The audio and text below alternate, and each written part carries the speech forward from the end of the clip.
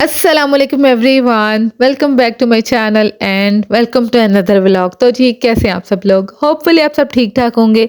और जी अल्हम्दुलिल्लाह मैं भी बिल्कुल ठीक हूँ, मज़े में हूँ। अच्छा जी, जो मैंने आपके साथ लास्ट व्लॉग शेयर किया था ना, जहाँ से मैंने व्लॉग एंड किया था ना, वहीं से नेक्स्ट व्लॉग के लिए मैंने शूट करना शुरू कर दिया था। और यहाँ पर रात का टाइम था और सुबह में बच्चों को जो लंच बॉक्स में देना था, बस वही तैयारी हो रही थी। और यहाँ पर चिकन पड़ा हुआ था, बाज़ार से आए थे, मैं काफ़ी थकी हुई थी और कुछ भी समझ में नहीं आ रहा था कि क्या करूँ इसका। तो फिर मैंने सोचा कि इसको मैरिनेट करके रख देती हूँ, सुबह सोचूँगी कि इसका क्या करना है। चिकन तो एटलीस्ट मैरिनेट किया हुआ पड़ा होगा, इतनी तो आसानी हो जाएगी। वैसे सोचा तो यही था कि चिकन को थोड़ी देर के लिए मैरिनेट करती हूँ और इसको कुक करके रख लूँगी और सुबह लंच बॉक्स बहुत आसानी से बन जाएगा। लेकिन वही ना, इंसान सोचता कुछ है और होता कुछ है। तो मुझे इतनी ज़्यादा थकन हुई थी जिसकी वजह से ना मेरा बिल्कुल भी दिल नहीं चाहा कि इसको दोबारा से फ्रिज में से निकालूँ और कोई काम करूँ। जस्ट इसको मैंने मैरिनेट किया और फ्रिज में रख दिया और सुबह में देखा तो मैरिनेशन में भी बहुत ही सिंपल से स्पाइसेस इसमें मैंने ऐड किए। थोड़ा सा गार्लिक पेस्ट है जिसको मैंने फ्रीज़ करके रखा हुआ था, या ऐसा मेल्ट हो जाएगा। और थोड़ा-सा नमक है, थोड़ी-सी ब्लैक पेपर है, थोड़ा-सा चिली पेस्ट है और इसके साथ सिरका है और थोड़ा-सा टेस्ट के लिए मैंने इसमें तिक्का मसाला भी ऐड कर दिया था और मिल्क क्रीम बहुत ही मज़े का टेस्ट लेकर आती है। पड़ी हुई थी, मैंने इसमें ऐड कर दी, आप स्किप भी कर सकती हैं, लेकिन बहुत अच्छा टेस्ट आता है। और तकरीबन ना 3 से 4 खाने के चम्मच ऑयल भी ऐड कर दिया था, जो कि मैरिनेशन में लाज़मी तौर पर जाता है। और बॉक्स में डाल के इसको रख दिया था। और जिस बॉक्स में डाला था ना, हसन मुझे हमेशा यही कहता कि मम्मा आप देसी माँ वाले काम नहीं छोड़ती हैं। आइसक्रीम के डिब्बे में इनको मिलता कुछ और है। अच्छा जी, यहाँ पर चिकन की मैरिनेशन के बाद मुझे फ़िश फ्राई करना थी, इसलिए फिर मैंने इसी बाउल में इसकी कोटिंग तैयार कर ली जिसमें मैंने चिकन को मैरिनेट किया था। और फ़िश फ्राई की मैरिनेशन तो मैंने आपके साथ एक व्लॉग में शेयर की हुई है। तो यहाँ पर मैंने बेसन के साथ इसकी कोटिंग की थी और बहुत ज़्यादा ना मैंने थिक कोटिंग नहीं की थी, मुझे इसी तरह अच्छी लगती है। मैं इसको डीप फ्राई नहीं करना चाह रही थी, इसलिए इसको मैंने बस नॉर्मल सी कोटिंग की थी और इसको शैलो फ्राई कर लिया था। अच्छा, अगर आप इसको इस तरह ग्रिल पैन में शैलो फ्राई भी नहीं करना चाहती, जस्ट इसको आप इस तरह कुक करना चाहती हैं, तो बहुत कम क्वांटिटी में ऑयल ऐड करें और इसको जस्ट आप कुक कर लें दम पर। बहुत ही अच्छी फ़िश बनती है। तो यहाँ पर थोड़ी सी जल्दी भी थी और बच्चों ने ही खानी थी, इसलिए फिर मैंने थोड़ा सा ऑयल ज़्यादा डाल दिया और इसको शैलो फ्राई कर लिया। डीप फ्राई वाली जो फ़िश होती है मज़े की तो बहुत लगती है, लेकिन वो बहुत ज़्यादा ना हैवी टाइप की हो जाती है, इसलिए फिर मैं थोड़ा सा उसको अवॉइड करती हूँ। इसी तरह इसको शैलो फ्राई कर लेती हूँ, या इसी तरह ग्रिल पैन में ना इसको स्टीम में बना लेती हूँ, जो कि बहुत ही मज़े का टेस्ट लेकर आती है। और बिलीव करेंगे, जो लाहौरी मछली हम खाते हैं ना, उसी तरह इसका फ्लेवर आया था, बहुत ही मज़े की बनी थी। आप इस तरीके से ज़रूर ट्राई कीजिएगा। वैसे तो मैं जानती हूँ कि आप लोग मेरे से अच्छी ही बनाती होंगी, लेकिन हर एक का अपना तरीका होता है, तो एक बार मेरे तरीके से बनाकर देखिएगा, बहुत ही मज़े की बनेगी। तो यहाँ पर मैंने इसको ना फ्राई करके बच्चों को दे दिया था, सभी बच्चे बहुत शौक से खा रहे थे, तो मैंने खुद भी खानी थी। तो फिर मैंने सोचा कि मैं पहले इशा की नमाज़ पढ़ लूँ, उसके बाद खाऊँगी। तो तब तक ये ना ठंडी हो गई थी और मेरा मूड भी नहीं हो रहा था कि इसको अब मैं माइक्रोवेव करूँ, तो इसको इसी तरह मैंने रख दिया और जस्ट मैंने ज़रा सा पीस लिया, इसको टेस्ट किया। मैंने सोचा सुबह में खा लूँगी और सुबह में फिर मैंने फिर नहीं खाई थी क्योंकि वो भी फिर बच्चों ने गर्म करके खा ली थी। बस कभी-कभी होता है, कुछ जो रिज़्क होता है ना, हमारी किस्मत में नहीं होता। खैर जी, ये नसीब की बात होती है, जिसकी किस्मत में रिज़्क लिखा हो उसने खाकर रहना होता है। तो अच्छा, यहाँ पर ना ये नेक्स्ट डे है और यहाँ पर मैं और हसन वॉक से वापस आ रहे हैं। तो वैसे तो मैं डेली भाभी के साथ ही जाती हूँ, लेकिन कभी-कभार हसन जब जाग रहा हो तो फिर मेरे साथ चला जाता है और हम दोनों ही गए थे। भाभी की उस दिन तबीयत नहीं ठीक थी, तो मैंने और हसन ने वैसे खूब एंजॉय किया। इसका मैंने खूब फ़ोटोशूट भी किया, क्योंकि ना मुझे बहुत अच्छा लगता है कि जहाँ भी कोई अच्छा सा व्यू हो और वहाँ पर मैं अपने कैमरे में हसन की बहुत सारी फ़ोटोज़ कैप्चर कर लूँ। लेकिन ये मेरे हाथ नहीं आता, आपने देखा होगा पिक्चर्स बहुत ब्लर सी आई हुई हैं। बहुत मुश्किल से काबू करती हूँ इसको और जल्दी-जल्दी में पिक्चर कैप्चर कर लेती हूँ।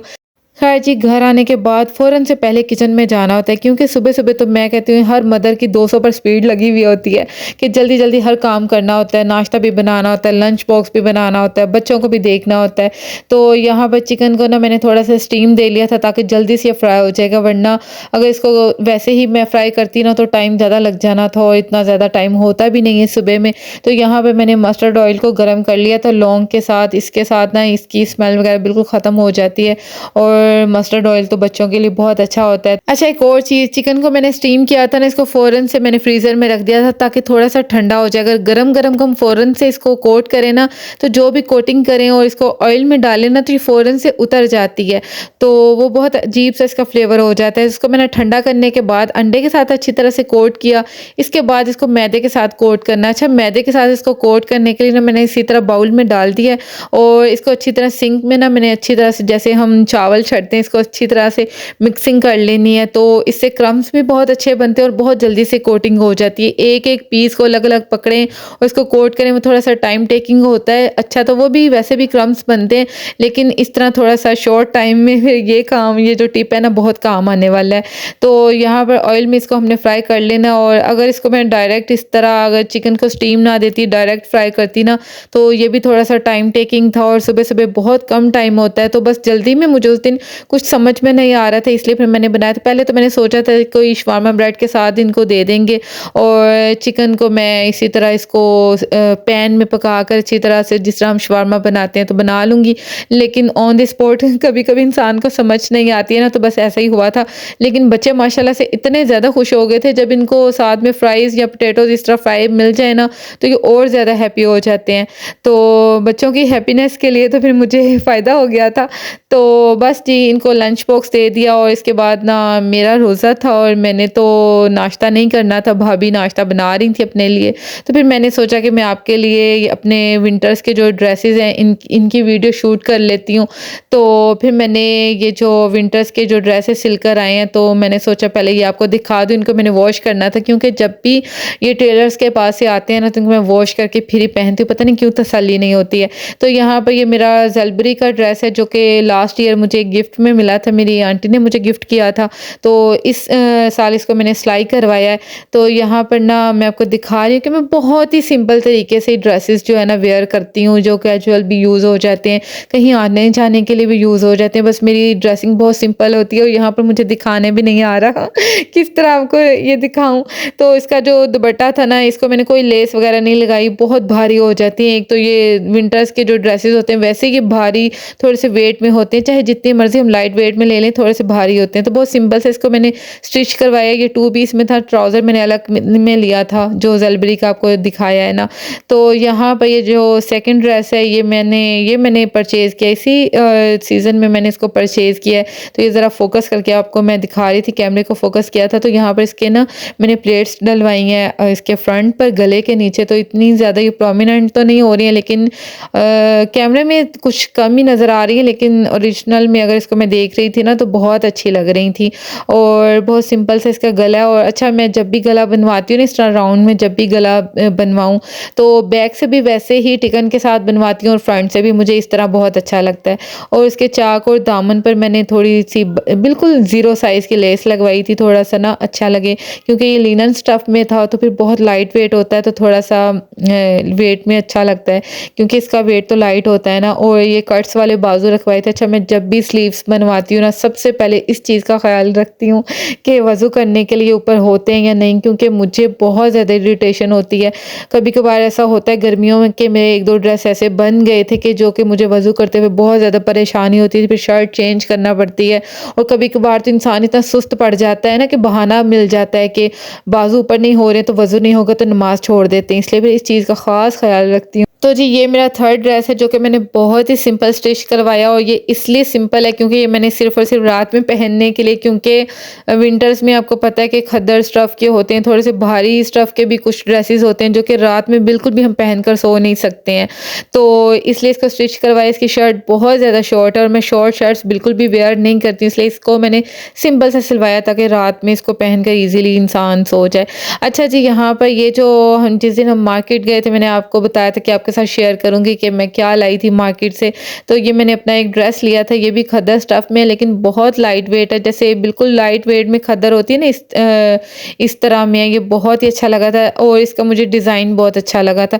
मुझे इस तरह ऑल ओवर शर्ट्स बहुत अच्छी लगती हैं। एक तो होती है ना बॉर्डर गला बना हुआ है, उसके अलावा इस तरह ना ऑल ओवर में मुझे बहुत ज़्यादा पसंद है। इसके बाद जो मैंने आपको ड्रेसेस दिखाई, इनको मैंने वॉश करके ड्राई करके तो फैला दिया था, फिर मैंने सोचा फ्री टाइम में इनको मैं आयरन कर लूँगी। तो इसके बाद बस गैस आ रही थी और मेरी नीयत ख़राब हो गई थी। मैंने सोचा कि अब गैस आई हुई है तो मैं केक बेक कर लूँ, बस बेकिंग का आजकल बहुत शौक चढ़ा हुआ है। तो यहाँ पर हम चॉकलेट केक बना रहे हैं। तो चॉकलेट केक बनाने के लिए यहाँ पर मैंने 1 कप मैदा लिया है और इसमें से मैंने 2 खाने के चम्मच मैदा निकाल दिया है। तो जितना हमने मैदा निकाला है 2 खाने के चम्मच, इतना मैंने 2 खाने के चम्मच इसमें कोको पाउडर ऐड कर दिया है। पूरा 1 कप इसका नॉर्मल जो कप को ज़्यादा भरना नहीं है, इसको बिल्कुल हमने ना फ्लैट रखना है।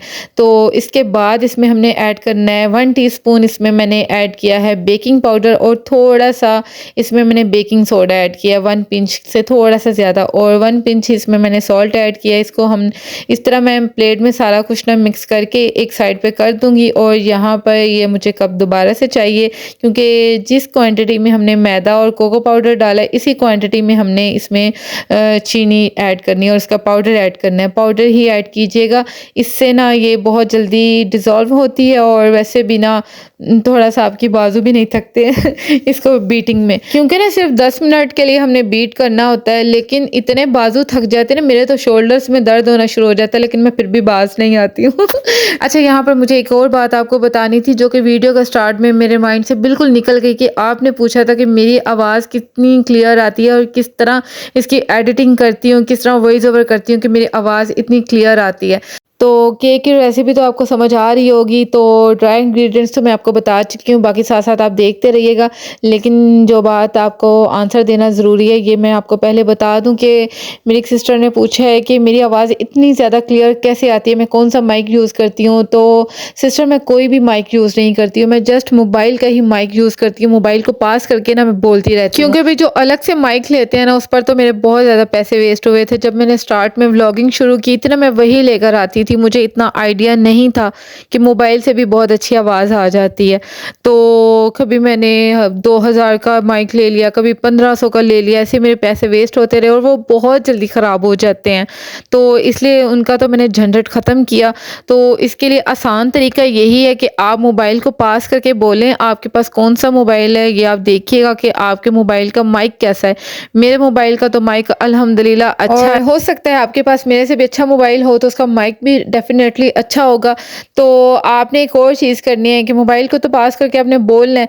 तो आप देखिएगा कि जिस भी ऐप से आप एडिटिंग कर रही हैं तो वहाँ पर एक वॉल्यूम की ऑप्शन आएगी। आपने उसको चेक करना है, वो हाफ़ पर होती है। जब आप बोल रही होती है ना, जब आपने वॉइस ओवर कर ली होती है तो आप देखिएगा वो हाफ़ पर होती है। तो आपने उसको फुल पर कर देना लाज़मी तौर पर। पहले भी मेरी एक फ्रेंड के साथ ये इश्यू आ रहा था, वो कह रही थी कि मेरी आवाज़ सही नहीं आती है। मैं लाउडली भी बोलती हूँ लेकिन आवाज़ जो वॉल्यूम बहुत स्लो होता है मेरी।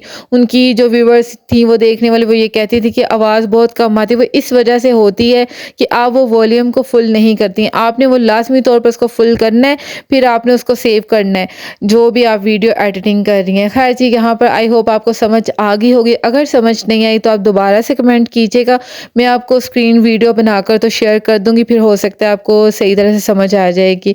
अच्छा जी, यहाँ पर केक की बेकिंग शेकिंग के बाद हम बाज़ार गए थे और मुझे व्हिपिंग क्रीम चाहिए थी जो कि नहीं मिली थी केक के लिए, तो मैंने वैसे ही गुज़ारा कर लिया। और हसन की स्टेशनरी जो कि आए रोज़ ख़त्म हुई होती है, तो इसका बिल भी आपने चेक कर लिया। ये बस कुछ दिन इसके निकलेंगे इसके साथ दोबारा से, फिर यही होता है कि बच्चों का सामान ख़त्म हुआ होता है जिसके लिए मुझे जाना होता है।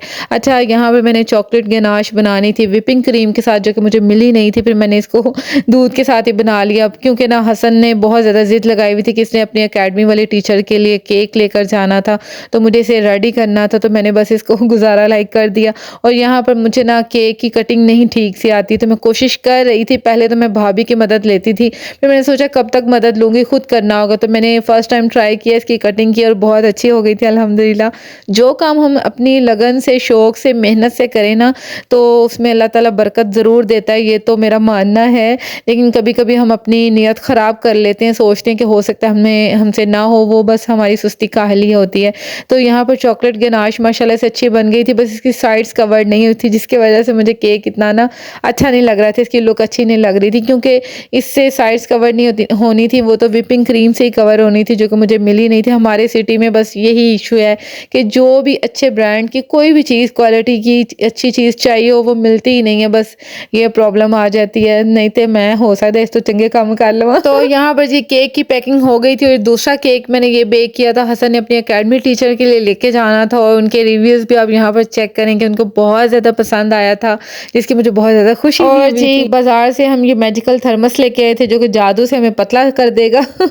तो जादू से पतला इसी तरह करेगा कि हम अगर जादू अपने ऊपर वो जादू अपनाएँगे तो। तो क्योंकि आपको पता है कि विंटर्स में बॉटल्स में या फिर जग में पानी ठंडा हो जाता है, तो गर्म पानी पिएँ और अपना वज़न कम करें, इसलिए लेकर आए थे। और जो पानी मैं बना कर रखती हूँ वो तो ऑलरेडी आपके साथ शेयर कर चुकी हूँ, जिससे वेट लूज़ होता है। और ये मुझे मग बहुत अच्छा लगा था, इसमें मेजरमेंट होती है कि तुसी कितना पानी पीता है ते कितनी चाह पीती है। तो मुझे अच्छा लगा था, काफ़ी बार देखा था तो ले आई थी। तो यहाँ पर जी हमारा व्लॉग भी आज का एंड होता है। आई होप आपको पसंद आया होगा।